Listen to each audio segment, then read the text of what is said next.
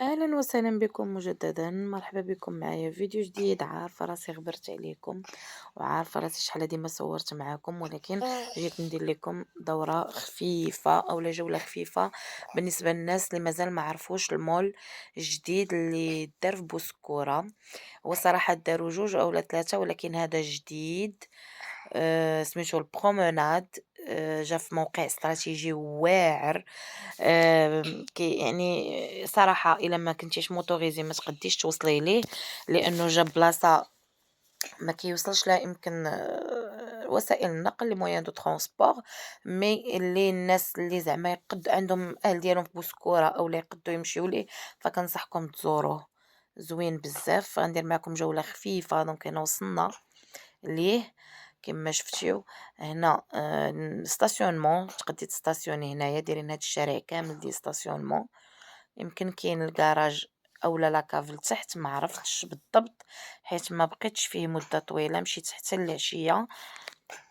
دونك هادا كطلعي فيه 2 ايطاج، كاينه بلاصه خاصه بلي ريستو ولي كافي اكسيتيرا، كاينه بلاصه خاصه بشوبينغ، كاين كذلك مرجان ماركت، يعني الناس اللي كيبغيوها كيديروا لي كورس ديالهم عادي يدخلوا للدار هكا بالنسبه للويكاند وداكشي.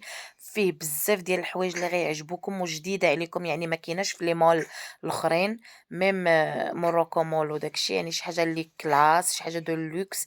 أنا عجبني بزاف زعما j'ai trop aimé، ونتمنى حتى نتوما يعجبكم. وهكذا فكرة قلتها للمتابعين ديولي اللي هكا كيبغيو ملوا من البلايص، مثلا كازا عمرات بزاف، وكنظن انه الناس بزاف يعني البلايص كلها اللي فيها الانسان تقريبا مشى شافهم، فالواحد كيبغي يبدل.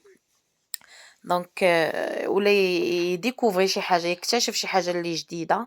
فهو الصراحة زوين زوين زوين زوين بزاف بزاف، غادي يعجبكم أنا متأكدة كيف ما عجبني.